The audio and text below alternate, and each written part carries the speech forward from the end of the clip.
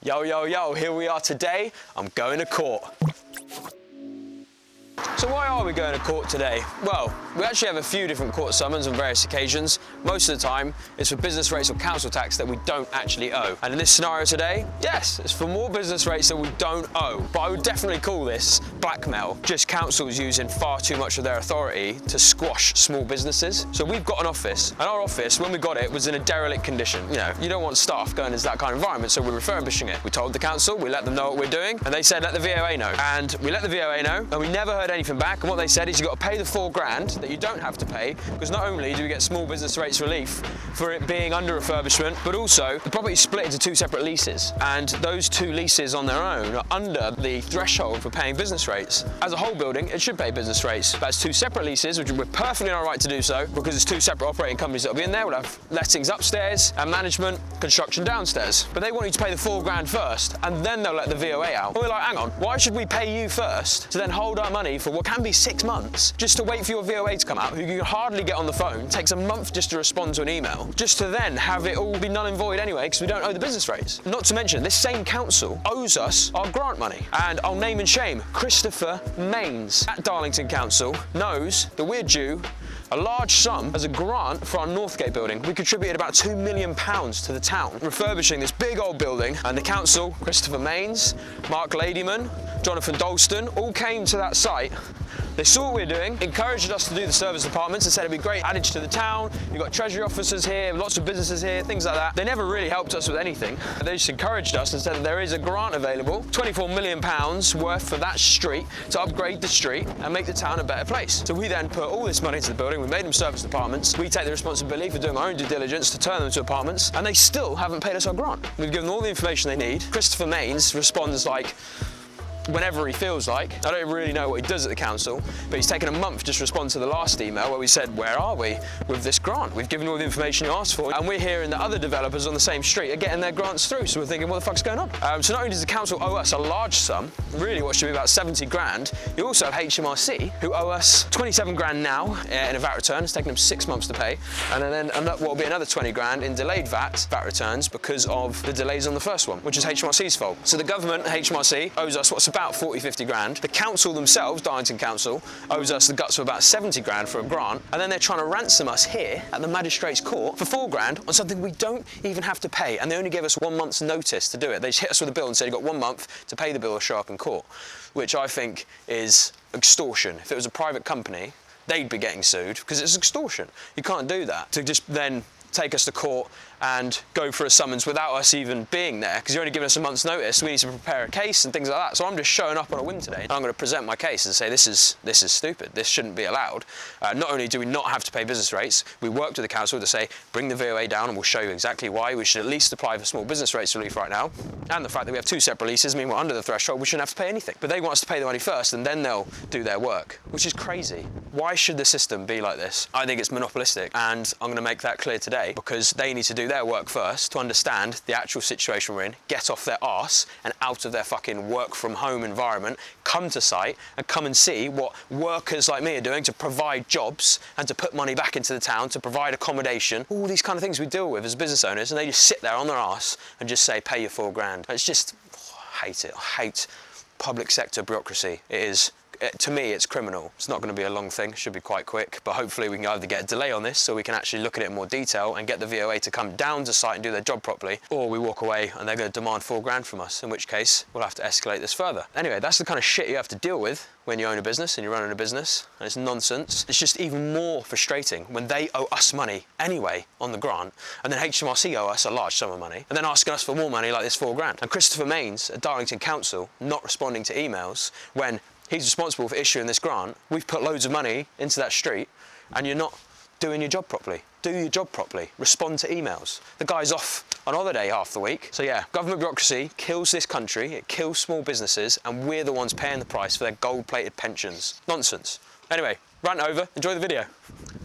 Right, so we're done now, and essentially we managed to get a liability order to be able to pay a reduced amount monthly, about 500 quid a month, until such time the VOA get off their arse and come to site and then revalue the property. We already have this confirmation from the council that it's going to be valued at 0. but yet we're still going to be forking out an overhead of £500 a month until such time our bureaucratic system can acknowledge that, which is just infuriatingly mental for something that we've already have confirmation that we don't need to pay. It's just mental. But at least we came away with a small win, rather than paying £4 now, which pay 500 quid for a couple months until such time the VOA can come down and sort it. But they can sometimes take 6 months, which would of course be very painful, quite annoying. But anyway, here we are. Enjoy the rest of the vlog. Just a little anecdote as well, right?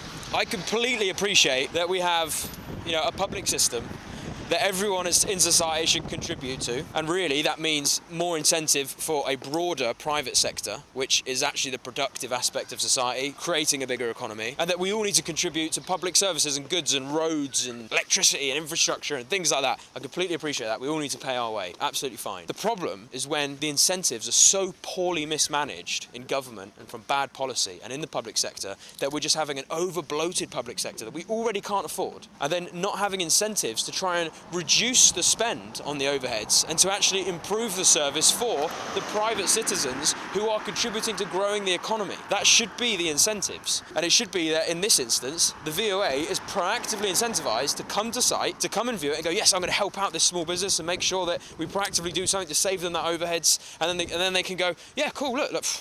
Clearly you don't owe the rates. Cool, we don't need to go to court, we don't need to waste 5 or 6 people's time and days, and me and Sonny are here, and this is 2 hours out of our day to come up here and do this and go back down. What a waste of time, and then a waste of money and cash flow in the meantime, till such time it comes back to us. Like, that's the problem with the public sector.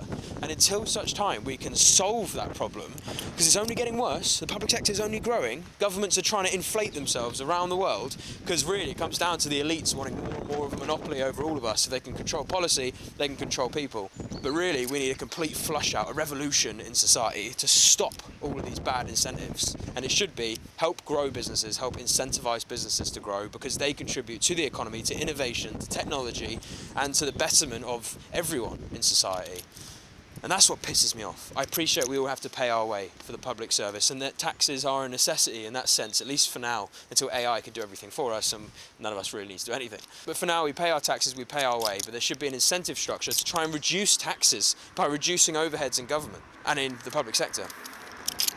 But until we're there's just always going to be this frustrating, nonsensical shit that slows down productivity and pisses people off. Anyway, rant over. And here we are, Clifton Road. I'm here with Mini-Me. Look how cute he is. That's my little brother. Looks exactly like me, pretty much talks like me. Not quite as cool as me, but anyway. We're checking on progress. We're through the strip out now. We're digging foundations here, actually. Sonny can look over that wall. I, myself, need to go on my tiptoes. So we've had to come up with an agreement with the neighbour, because we've taken down their wall, but we're going to replace their shed as well. So they get a brand new shed, brand new spanking wall, and they're happy that we're putting an extension there, which is ideal because there's not much sunlight that comes into this yard area, but because there's a rat problem with the existing flower bed that's there, they're happy that that's just gone. And we're going to go around this property with Kane as well. Kano's here, our director of construction. Right, so here we are. We're stripping out like motherfuckers in here. All the breasts have come out. Ceiling grid's in. Starting to go in. We are digging out drainage runs as well through the back. You can see here. Drainage run's going to come through because we've got en-suites on that side of the building. They need to get out to the backyard. The chamber's on the back side. Hello, Mason. All right, guy. Hello, mate. You can see here, digging our footings out. And we'll have a nice big extension here. It's about 5.36 by 3 metres. So it'll be good size once it's done, accommodating a nice kitchen and then open plan dining lounge area into that room there. Look very good. Now we'll show you the upstairs as well. All right, so here we are, yeah? Ripped everything out. Chimney breasts all come out, ripped out all these stud walls, and then we had the structural engineer in here to help us with the calcs on this opening. So this is going to be where our stairs go. We've pulled out this wall as well. So we're going to have stairs that kite up here, then into the loft. But it's going to create a nice opening and a sort of a light well down, because there'll be a Velux on the roof. However, we may be putting the bedroom door to the loft here instead of at the top of the landing, subject to where our stairs finish off. We just got the design through today for the stairs, and we think they're going to push too far into the other side of the roof, which means we won't have the head height for the lobby. So we'll have to turn it into the bedroom instead. But that'll be then the ensuite for this bedroom here. A bedroom over there with its ensuite there. Bedroom there with its ensuite inside. Bedroom up there, huge bedroom up there with its own ensuite. But yeah, that's this site. Now I'm going to leave you with Kane to chat some shit for a bit, and then we'll go over to Eastbound. There's the microphone. We were concerned about leaving this nip, just given the weight and the consequences of what's above it. We had Carlo, structural engineer, out this week. We're going to build a bit of a timber patras on this wall, which is a bit of a stress release for it. So the wall will not buckle and kick. So along this side, as you can see, this is the old wall position here. Along here, we're going to build a new wall, but we're going to ply line it, then that again creates a stress buttress. Like we typically have converted terraced houses, and the wall build-ups are quite predictable. But in this property, this wall was unexpected, and it's holding up the purling. We normally deal with terrace properties where you've either got a centre post supporting your ridge. Very easy to convert then you just bang a fucking steel in and support it either side. But obviously, in the instance of this property, we had these masonry walls which are coming up from here and this point here are supporting that load. Because it's a semi, it's a bit of a different configuration of what we used to. As you can see here, we've got steel coming tomorrow because this was all timber. And the joist size, we were expecting at least a 7x2 in because it was a converted loft already, but it's only a 5x2. So the span of this is not good. What we're going to do, we're going to put a steel right across here, bearing on the end of that, which we've had the OK against, to take the stress out and the flex out of these timber sizes. And Michael here, now piecing chimney breast floors back in.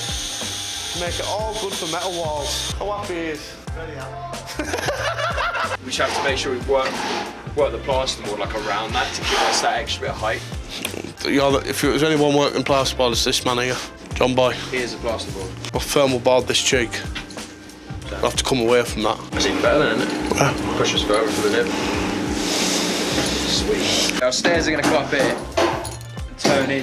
That's the bit we're explaining downstairs to try and get that lobby in here. Because if it goes too far where John is, then we're going to hit that purling, you're not going to be able to swing a door open.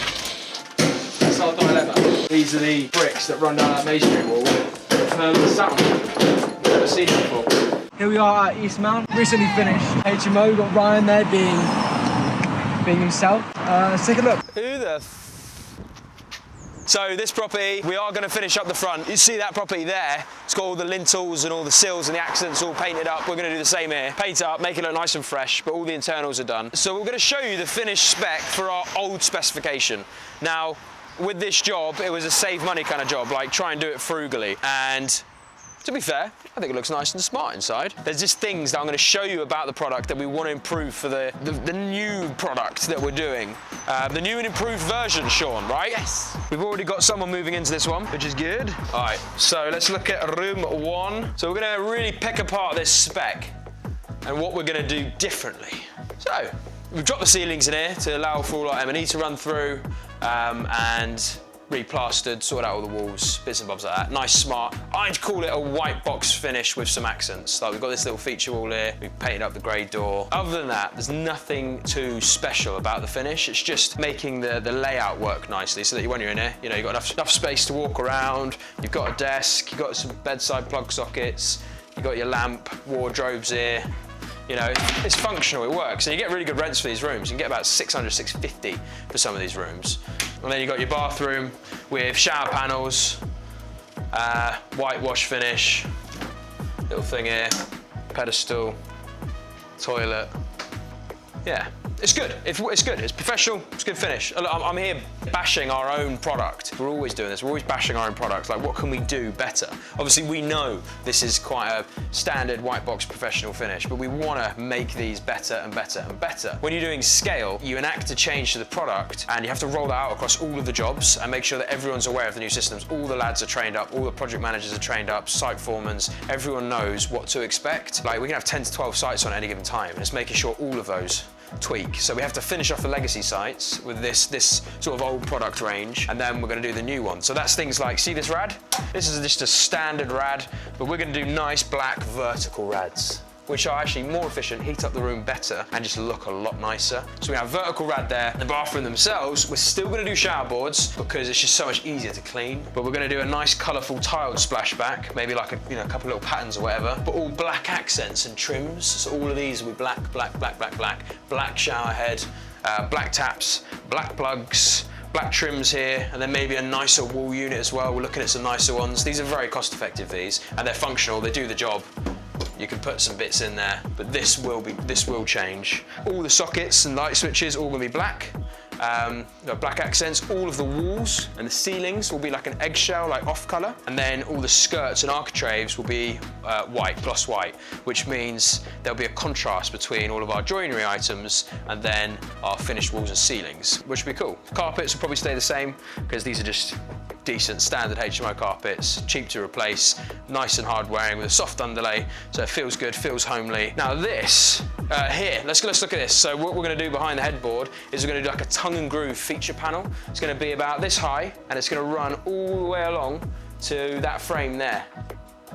In every bedroom that we do. Obviously not in this one's finished, but we're gonna run them from wall to arc or wall to wall, whatever's there in the property. And then you'll have that nice feature panel, be a different color to the rest of the room as well. And it will just give you a nice effect behind the bed, and then nicer beds, nicer furniture in general. This is more of a standard range, whereas we're gonna do a contracts range for the furniture. We used to do contracts, and then we switched it back because we didn't really see much of a difference, but if we're gonna do this improved product, I just think we should do contract range stuff. We might even look to integrate all of the wardrobes long term as well. Like, see this alcove here, you could do a built-in cupboard there. So things to think about there on that. We're gonna just stick with the wardrobes for now, see how it looks with the new product, and then maybe go, right, let's try one property with built-in wardrobes, and then see how that looks instead and see what the tenant feedback is. The desks, we're gonna do kitchenette worktops, so it's quite a big change. It's gonna allow a lot more storage for the tenant and just a better quality product. So better to show you, the bays are actually quite funky to work with, but in a room that doesn't have a bay, let's say it's this, I'll show you in another bedroom. Easy to show you. Let's fuck off. Right, we're in a different bedroom now. So what we'll do with the new desks, see this here, this is just, just stood there. It's got some drawers, which is useful. But instead, what we're gonna do is have the built-in worktop that will run like this sort of length. We have a 1.5 and a 2 meter option. In all of the worktops, you're gonna have a space for a desk, so a void underneath, 1 meter long, bigger than what you really need, but that allows people, if they've got gaming consoles or computers, they can stick them underneath with their monitors on top and things like that. Plug sockets, put just above the worktop side as well. We'll do an integrated mini fridge. Integrate a nice set of drawers, and then have a wall hung cupboard for extra food storage. Those like ancillary food items like your snacks and biscuits that you don't necessarily want in the kitchen where someone else can steal them. And that is something we've heard from tenants, that's feedback we've had. So we're gonna do that in the new properties as a standard. The vertical rads, towel rads as well in the bathrooms, black accents, feature wall panels, different kind of colour scheme, and then we're doing all wall lights as well. We do wall lights in some at the moment, but in some where the client wants to save money, we'll just put the lamps in instead. So quite excited for that, but this is the finished 5-bed HMO. So we just came to check the progress on this property, done a full strip out inside, and we're doing this extension, and concrete yesterday, footings all pretty much done, ready for block work now, which should start next week with a weekend here. Just got my foot stuck in the mug. Lovely. I'm well gassed for this project, it's gonna be cool. And if you like this video and you follow us our way through, thank you very much for doing so. We're just trying to film what it's like to run this sort of business, and we're obviously not capturing everything. But if you want to see more behind the scenes stuff, the more boring, grueling shit, we're happy to show you. It's not very entertaining, but there's a lot of parts, a lot of moving parts to run and build a business like this. We just show you the fun stuff, but there's just loads of paperwork and loads of headaches and loads of cash flow problems and all those things that you have to solve as well. So let us know if you want to see more of that. Drop us a comment, like the video, subscribe, and if you want to learn more about HMO specifically, we're releasing a course on it soon, so check the link in the description for Academy. Soon that course will be live. We're just trying to get the time together to finalise the last little bits. It's taken us many months to put it together, so hopefully it's valuable to you. And if you're an investor and you want to do projects like this and use our services, then there's also a link in the description which you can click, fill out the form, let us know, jump on a call and see if there's something we can do to help. But for now, peace and love.